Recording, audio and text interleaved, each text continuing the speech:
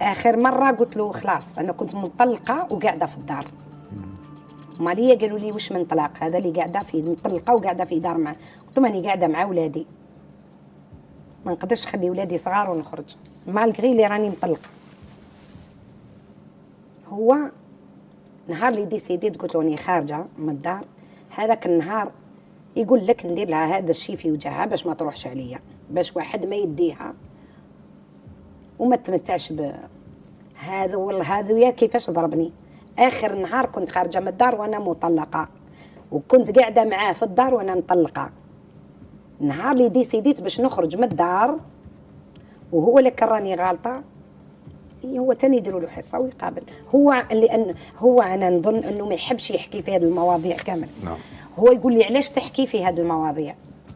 انت ما تحبش تحكي، بصح انا عندي حق نحكي، نظف روحي باش نخلي الشعب الجمهور تاعي ما يشوفنيش بهذيك النظره الوحشيه اللي درتها لي، ويشوفنيش بهذيك الفكره اللي راهم هازين عليا. لازمني نقي روحي.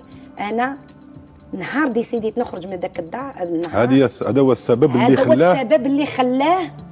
اقسم لكم بالله ما كاين سبب فوق هذا. السبب انه طلقت وقاعده في الدار. نهار ديسيديت نخرج من الدار دار لي ديك الخدمه، وانا كنت العشيه